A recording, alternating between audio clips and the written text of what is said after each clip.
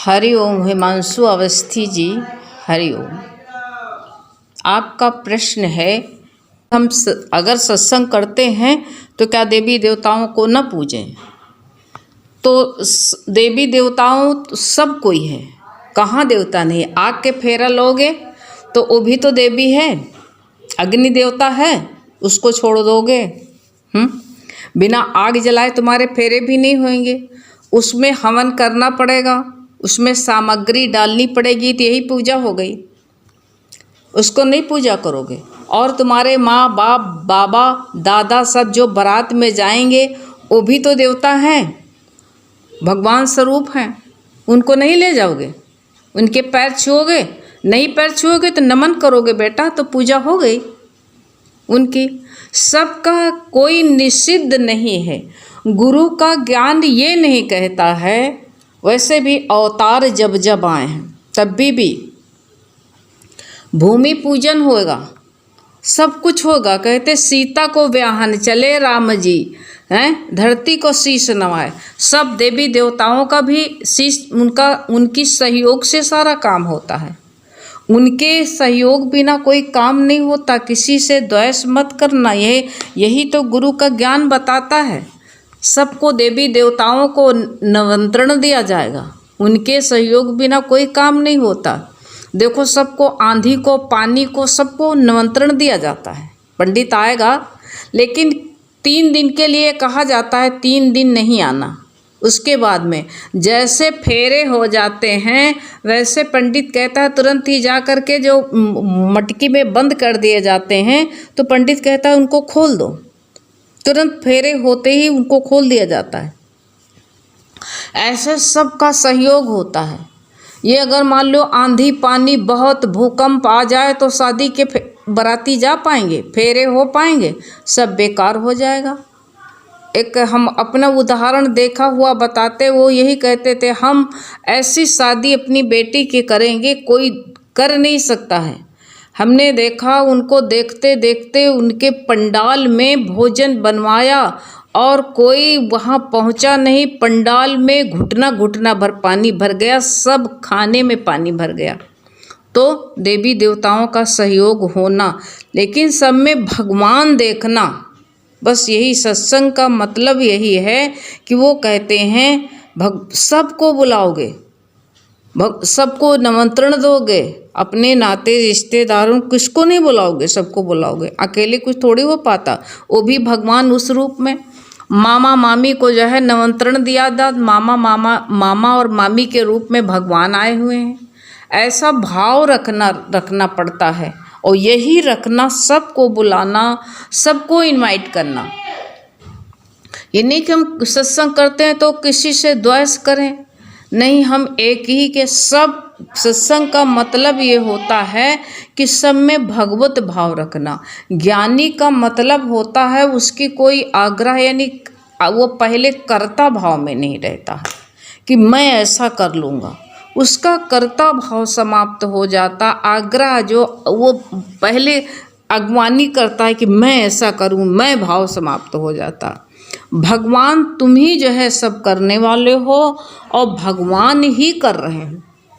भगवान की कृपा बिना कुछ नहीं होता है। इसलिए भगवान को आगे करके अपने जो पूर्वज, ये भी तो आशा लगाए बैठे रहते हैं। लोग कहते हैं पुत्र हुआ है तो जो है पितरों को उनका भाग मिलेगा, तो तुम कैसे उनको छोड़ दोगे? आज शरीर में नहीं है, वो जहाँ भी हैं तो उनको आवाहन किया जाता। पंडित आता, बुलाता, तुम्हारे बाबा का क्या नाम था? बाबा का, दादा का, परदादा का, सबको जो है नाम पुकारा जाता है कि भाई तुम्हारी यज्ञ हो रही है और तुम अपने पुत्र और पौत्र के इस यज्ञ में शामिल हो, सहयोग करो। इसलिए, लेकिन तुम भाव ये रखना कि भगवान ही इस रूप में आए हैं। हमारे देवता हैं, देवी हैं, गौरी पूजन होगा, पंडित बताएगा तुमको गौरी को जल चढ़ाओ। तुम जो है, हमारी बेटी की शादी हुई तो पंडित जी आए, सब लोग ये कह रहे थे, पंडित जी आए कि देखिए दीदी जी कैसा करेंगे। तो जो कहे नवग्रह में जल चढ़ाओ, फूल चढ़ाओ, हरिओम। उनमें चावल चढ़ाओ हरिओम। जो भी काम हम दूसरे को सुनाना नहीं, अपने मन में हरिओम करके सबको जल चढ़ा दो, हरिओम करके सिंदूर चढ़ा दो, हरिओम करके फूल चढ़ा दो अपने मन में कि भगवान ये फूल तुम ही को अर्पण कर रहे हैं। सब कुछ ओम का उच्चारण जहाँ होता है वही ओम का उच्चारण ही सबसे बड़ी पूजा है। और ओम के बिना सारे देवी देवताओं के सबके पूजा बेकार। उनका भी हक है, अवसर मिला है तो ठीक है, उनको भी ज्ञानी तो सबको देता है। ज्ञानी सारी सृष्टि का पालक हो जाता है, वो किसी से द्वेष नहीं करता है, किसी से राग भी नहीं करता है। उसका कर्ता भाव मिट जाता है, आग्रह उसकी मिट जाती है, वो आग्रह रहित हो जाता है। उसको ये नहीं कि हम ऐसा करेंगे कि नहीं करेंगे, जो भगवान कराएगा हैं। अब भगवान तुम गाड़ी पर बैठ करके तो ही जाओगे, वहाँ भी भगवान देखो।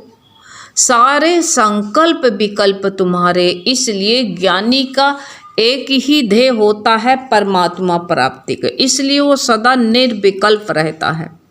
निर्विकल्प अवस्था में एक ही आनंद में रमण करता है। ऐसे तुम्हारे सामने गृहस्थ है, 2 बच्चे थे, हमारे सत्संग में आते थे पढ़ने से। उनके पिता का कोई मित्र था, वो सत्संग में आते थे। तो पहले वो घर गए, आपको उदाहरण बताएं।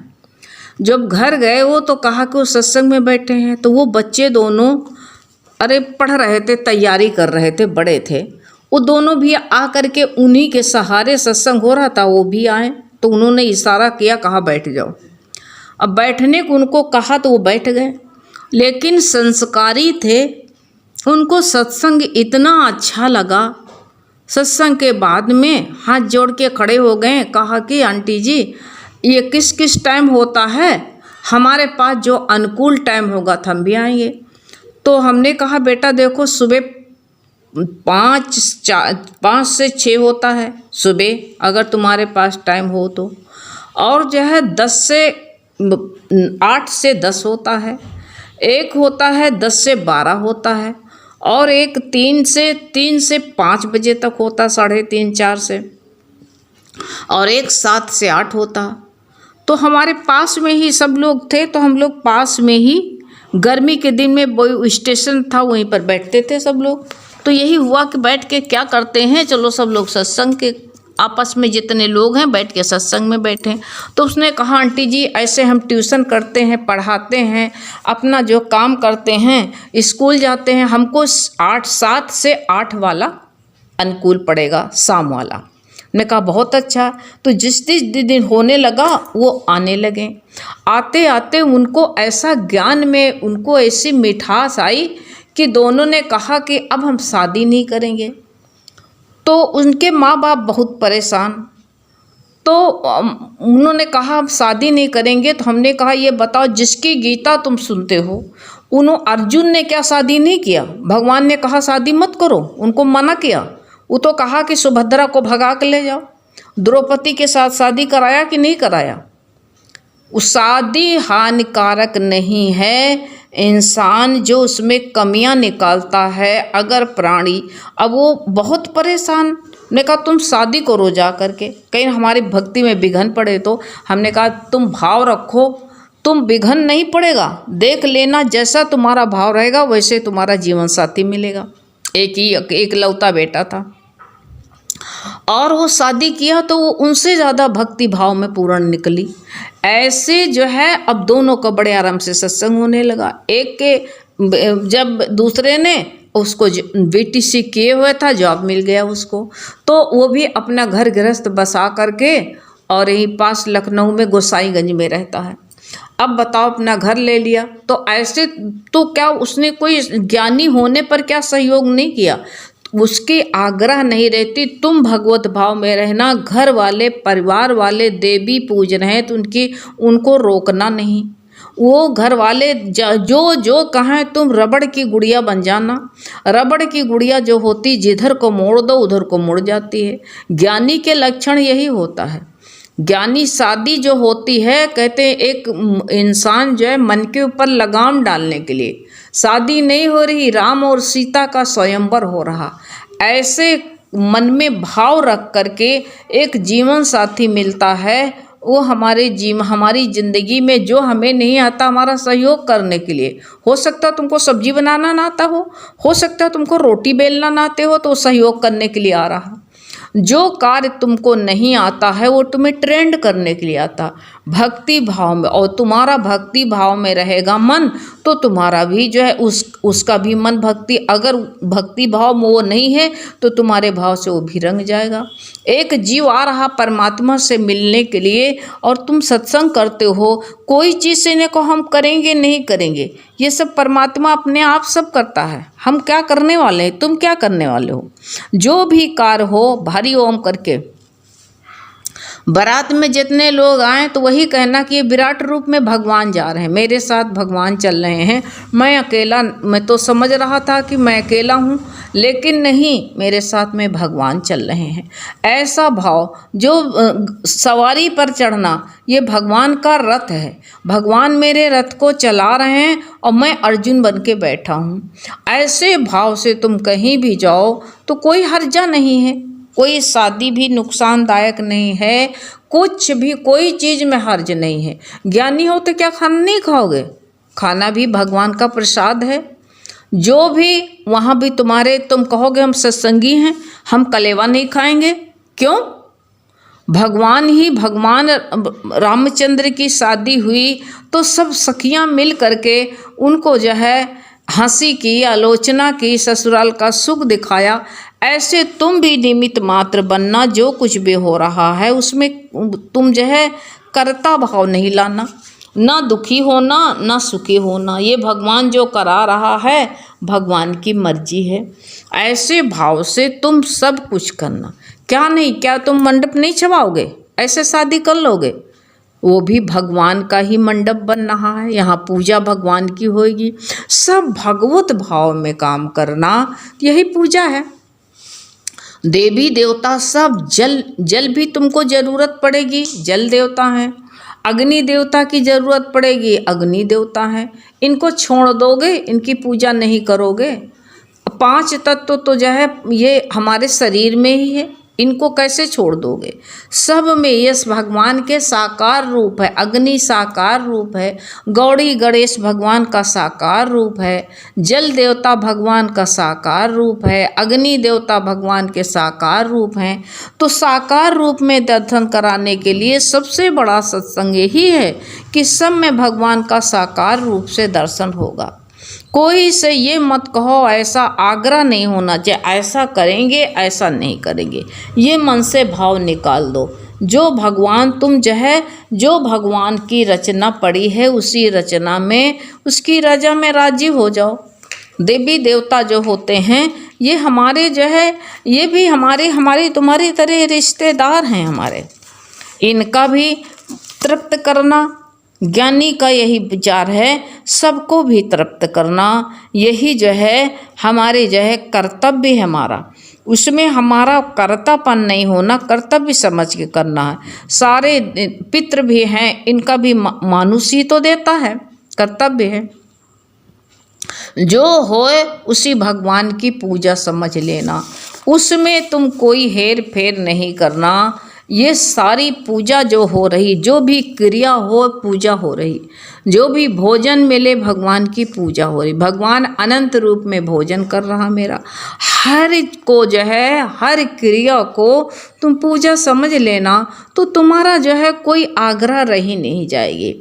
तो यही जो है कोई भी काम करने, ज्ञानी जो होता है, जो भगवत तत्व को प्राप्त हो जाता है, तो उसके कर्तापन समाप्त हो जाते हैं। बस मैं ऐसा करूँगा, मैं नहीं करूँगा, ये कर्तापन समाप्त हो जाते हैं। वो चाहे साम्राज्य का, उसको संसार का साम्राज्य मिल जाए तभी भी वो जो है भगवान के प्रसाद समझता है। वो अपने मन से छोड़ना और भागना दोनों को कहते हैं, आग्रह पूर्वक नहीं करते, संकल्प विकल्प नहीं होते। छोड़ना भी एक क्रिया है, भाग जाना भी एक कर्म है, और किसी चीज़ को पकड़ लेना भी एक कर्म है। तो वो दोनों कर्मों से जो है न्यारा हो जाता है। वो अपनी जो है वो ऐसा निश्चय करने वाला हो जाता है कि मैं ऐसा करूँगा, या ये अहंकार है, मैं नहीं करूँगा ये भी अहंकार है। वो संकल्प विकल्प से रहित होने पर ऐसी स्थिति उसकी अनुग्रह पूर्वक गहराई में स्वाभाविक रूप से बैठ जाती है। ऐसे तुम भी जो है अपना चुनाव नहीं होना चाहिए। सारी क्रिया जो होती है, ये सारी क्रियाएं जो अपने आप हो रही हैं, तुम इसको जो है न स्वीकार करो न इसको त्यागो, दोनों से न्यारे हो जाओ। ज्ञानी दोनों से न्यारा हो जाता है। तुम अपनी स्थिति में स्थित रहो, जो कुछ भी हो रहा उसको होने दो, ना तुम रोकने वाले बनो और ना ही जो कोई काम शुरू करने वाले बनो, दोनों से न्यारा हो जाओ। जो कुछ भी हो रहा है किसी चलते चक्र में हाथ नहीं लगाना है। मन में आपके था, भगवान ने आकर के समाधान किया, कुछ नहीं, जो कुछ भी होना होता है अपने को खिलौना बना लो, औजार बना लो, सब कुछ जो हो रहा होने दो। इस शरीर की क्रिया को तुम रोक नहीं सकते हो। शरीर के साथ में जो जो लिखा है, जो हो रहा उसको होने दो। ये सोचो कि मैं शुद्ध आत्मा हूँ, आत्मा में कोई क्रिया है नहीं। शरीर के साथ में किसी का संग जुड़ा है, किसी का कबीर ने भी, बड़े बड़े ज्ञानी ने भी, गुरु नानक ने भी अपना लड़के बच्चे घर गृहस्थ, राजा जनक ने शादी की सब, लेकिन सब देवी देवताओं को तृप्त किया। ऐसे आपकी भी शादी में सब तृप्त हुए, क्या हानि है? हानि नहीं है। कुछ मन में संशय निकाल दो, हैं अवस्थी जी? आपका समाधान ना हुआ हो तो फिर प्रश्न करना, ठीक? हरिओम।